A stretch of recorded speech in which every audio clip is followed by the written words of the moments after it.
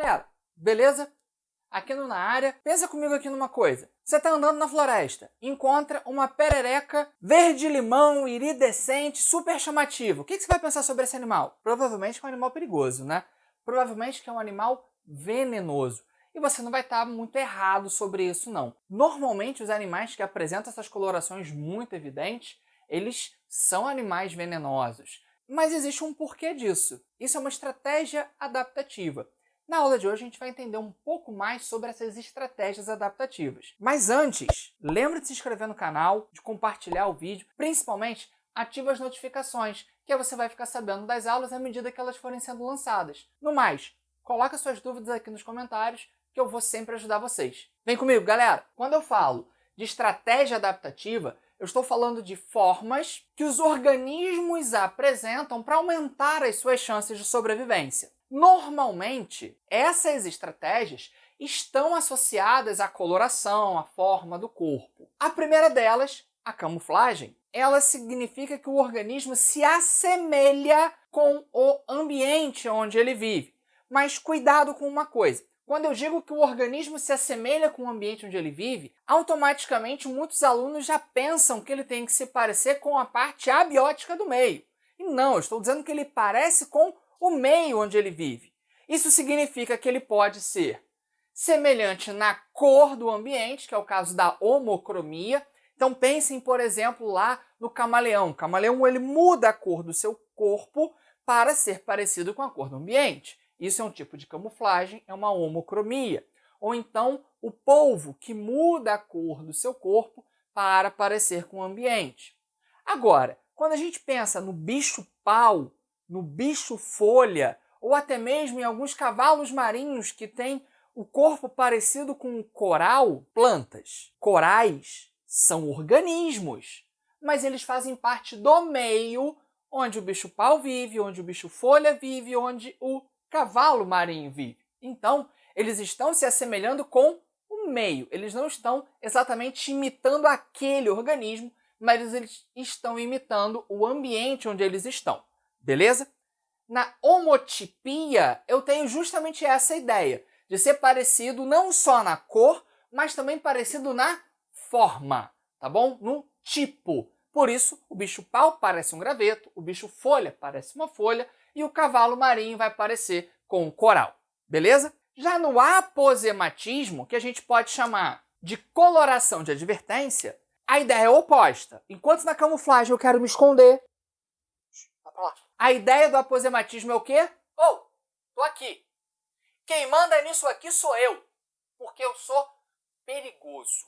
Essa é a ideia. Então, aquela pererequinha do tamanho de uma unha, laranja, brilhante, fluorescente, ela te mata. Ela é extremamente venenosa. E ela faz questão de aparecer. Fazendo questão de aparecer, esses organismos eles mandam uma mensagem para os predadores. Eu tô aqui, eu estou chamando a atenção porque eu sou perigoso. Isso vai valer para organismos venenosos, para organismos peçonhentos. O organismo que é venenoso, ele não tem a capacidade de inocular a substância tóxica. Ele é venenoso. Já o animal peçonhento, ele consegue inocular a substância tóxica. Então, quando eu falo, por exemplo, numa cobra coral, a cobra coral, ela tem aposematismo, ela chama atenção, porque as cobras normalmente vão ter a cor do ambiente. Então, quando a gente pensa, por exemplo, na jararaca, que é uma cobra escura, preta, ela está se camuflando ali com o ambiente, porque ela fica no ambiente de Mata Atlântica, que tem o solo bem escuro. Quando a gente pensa numa cascavel, que é amarronzada, ela está em um ambiente de deserto, então ela está ali se escondendo na areia. Coral não, coral é preta, branca e vermelha, ela está lá, tipo, ei, ô galera, tô aqui, quem manda sou eu. E aí tem um dado bem legal, coral se alimenta de outras cobras, então ela está lá e é a rainha da parada, beleza? Essa é a ideia do aposematismo. E a partir dessa ideia de coloração de advertência, a gente tem os mimetismos. Mimetismo é quando um organismo, aí sim, imita deliberadamente outro organismo. É claro, ele não vai escolher imitar outro organismo.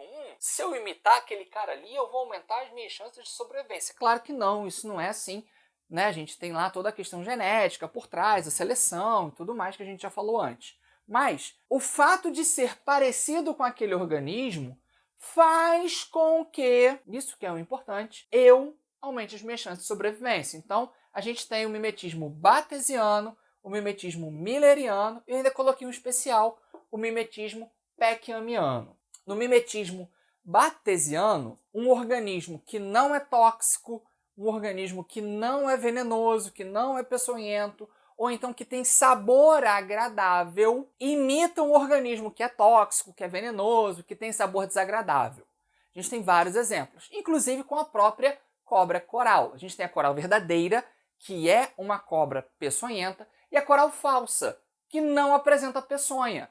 Só que você está lá, andando na floresta, achou uma cobra. Aí você, peraí, dona cobra, deixa eu ver aqui se você é uma coral verdadeira ou uma coral falsa. Por quê? Normalmente, a coral falsa, quando você olha na região ventral dela, na parte de baixo, os anéis que ela tem por cima não se fecham ali embaixo, ela vai ter uma cor só embaixo.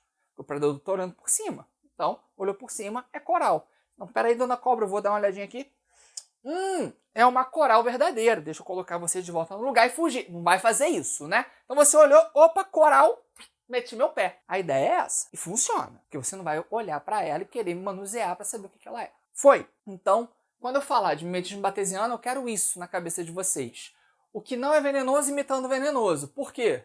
Eu vou saber se ele é venenoso ou não, não vou mexer com ele, deixa pra lá. Ou então a gente tem um outro exemplo. Duas borboletas, uma borboleta e uma mariposa, onde a borboleta tem gosto ruim e os pássaros não comem, e a mariposa tem gosto bom e os pássaros comem. Aí a mariposa tem o desenho das asas muito parecido com o desenho da borboleta. Se só tiver o corpinho sem as asas, o pássaro vai comendo as duas. Um ele vai começar a comer e vai cuspir, porque tem um gosto ruim, e o outro ele vai comendo. Se tem as asas, ele não come. Nem a mariposa é de gosto bom, nem a borboleta é de gosto ruim, porque ele olha para a mariposa, isso tem gosto ruim. Ele não sabe que, na verdade, ela tem o gosto bom, mas aquela informação de que aquele sabor não é legal tá nele, ele tem essa informação.